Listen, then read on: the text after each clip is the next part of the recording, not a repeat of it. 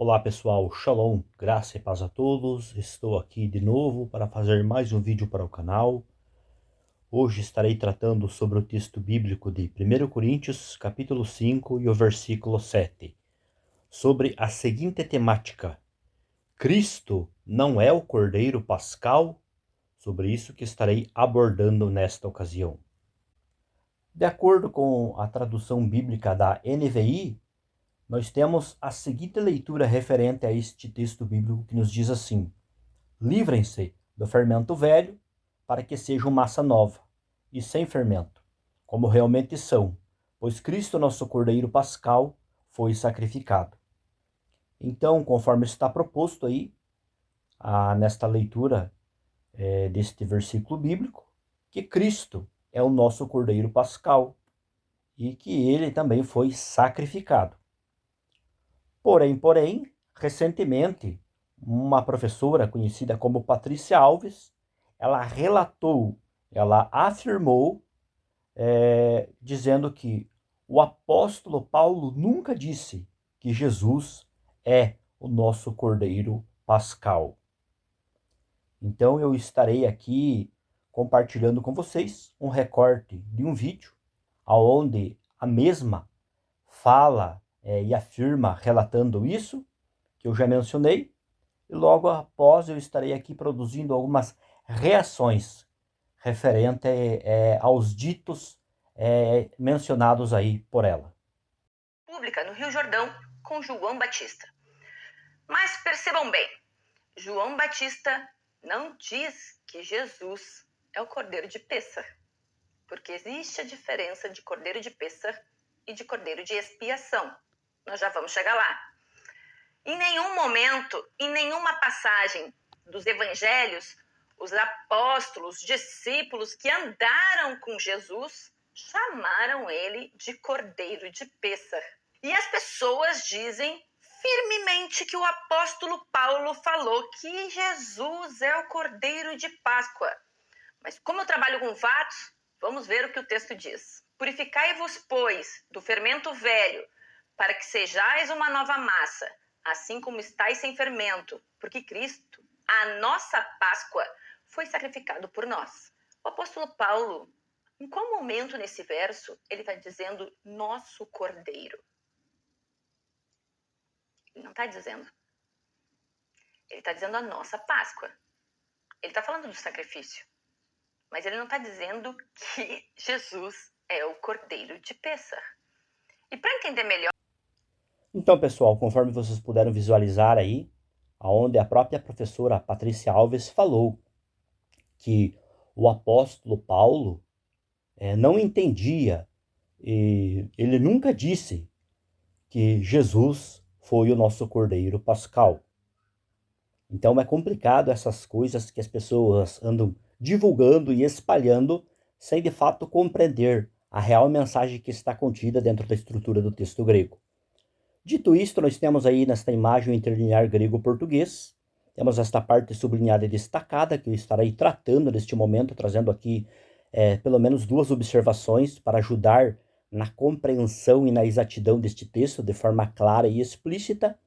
Temos essa leitura no texto grego aí, que está destacada, que nos diz assim: Gar to pasca rimon etite Christos, que traduzido aí literalmente ficou assim: pois a nossa Páscoa foi imolada, Cristo.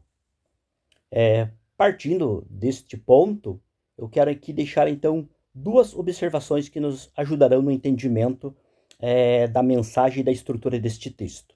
A primeira observação que eu quero compartilhar aqui com vocês é que ocorre aí um recurso estilístico chamado de metonímia, que é uma figura de linguagem conhecida também como figura de substituição, em textos onde se troca uma palavra por outra, com a qual ela tem uma relação lógica e de proximidade. Ou seja, por mais que dentro aí desta parte destacada do texto não ocorra a palavra grega aminos, que é traduzido normalmente como cordeiro, mas mesmo assim, a referência ao cordeiro pascal, ela está implícita dentro da estrutura deste texto, por meio da palavra Páscoa. Então, este é o primeiro ponto. E o segundo ponto é o seguinte, que a palavra Páscoa, ela é um termo de polissemia lexical, onde ela contém múltiplos sentidos, podendo ser usado para expressar Páscoa como festa, Páscoa como refeição e Páscoa também como cordeiro sacrificado, que é o que ocorre aqui. Mas, infelizmente aí a professora não compreendeu a mensagem que está contida dentro da estrutura deste texto. Dando continuidade ainda, eu vou compartilhar com vocês aqui algumas obras acadêmicas para ver o que os peritos falam sobre esta questão que está contida dentro deste texto bíblico. Observando agora algumas obras, vejamos o que os especialistas dizem sobre isso. Começando aí com o léxico grego de Lydie e Scott, que definem no ponto 3 o termo Páscoa como Cordeiro Pascal, e citam inclusive o texto de 1 Coríntios, capítulo 5 e o versículo 7, como uma referência a Cristo. Já o Dicionário Teológico do Novo Testamento, de Gerhard Kittel e Gerhard Friedrich, definem o termo Páscoa no terceiro ponto também, dizendo o Cordeiro. O Novo Testamento frequentemente equipara Jesus ao Cordeiro Pascal, que citam como uma das referências bíblicas 1 Coríntios capítulo 5 e o versículo 7. Já o léxico grego de Tyler, no ponto 2, traz a seguinte definição do termo Páscoa, como Cordeiro Pascal, e diz: Cristo crucificado é comparado ao Cordeiro Pascal morto, e citam 1 Coríntios capítulo 5 e o versículo 7. No comentário bíblico pentecostal do Novo Testamento da CPAD, diz o seguinte, seguindo a analogia do Antigo Testamento, Paulo diz que Cristo, a nossa Páscoa, foi sacrificado por nós. 1 Coríntios capítulo 5 e o versículo 7. Páscoa pode significar tanto a festa da Páscoa como Cordeiro Pascual. E aí citam como referência o léxico grego do BDAG. A chave linguística do Novo Testamento grego define o termo Páscoa como festa da Páscoa, aqui Cordeiro Pascal. O léxico grego do BDAG, no ponto 2, define Páscoa como o cordeiro sacrificado por obediência da Páscoa, o Cordeiro Pascal, de Cristo a sua morte sangrenta. 1 Coríntios, capítulo 5 e o versículo 7. Já o comentário do contexto histórico-cultural nos apresenta as seguintes informações em determinada parte final da explicação referente ao versículo 7.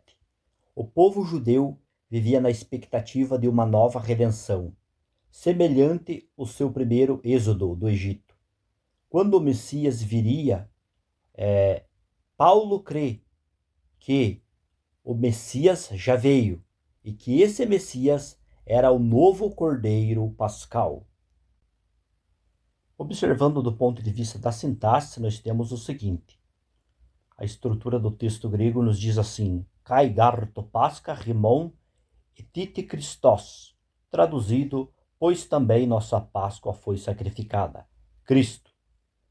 Temos aí uma oração que pode ser classificada como coordenada explicativa, porque explica que os cristãos devem se purificar do fermento velho, isto é, do pecado. E observando a estrutura sintática, nós temos esta parte aí que nos informa, primeiramente, uma conjunção kai, que é coordenativa aditiva, junto de gar, que também é uma conjunção coordenativa explicativa. Juntas, elas introduzem a razão da ordem anterior, que é expurgai o fermento velho, seguido de topasca rimon, a nossa Páscoa, formada por artigo definido, mais Páscoa, que é o núcleo do sujeito, e também rimon, que faz função de um adjunto adnominal de pós.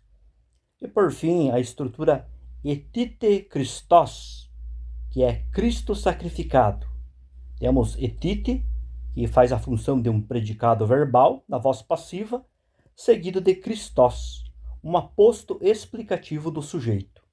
Sendo assim, sintaticamente, esta oração declara, explica que Cristo foi oferecido como sacrifício pascal em nosso favor. Então, do ponto de vista da sintaxe, de forma bem lacônica e objetiva, seria isso. Conclusão. Ficou provado, então, que do ponto de vista do contexto histórico-cultural, teológico, gramatical, sintático e lexicográfico, que Paulo entendia, sim, que Jesus, o Cristo, era o Cordeiro Pascal. Mas, infelizmente, esta professora, aí, por desconhecer esses princípios exegéticos, acabou falando besteira. Então é isso que eu tinha para compartilhar com vocês nesta ocasião. Vou ficando por aqui. Deus abençoe a todos e até um próximo vídeo.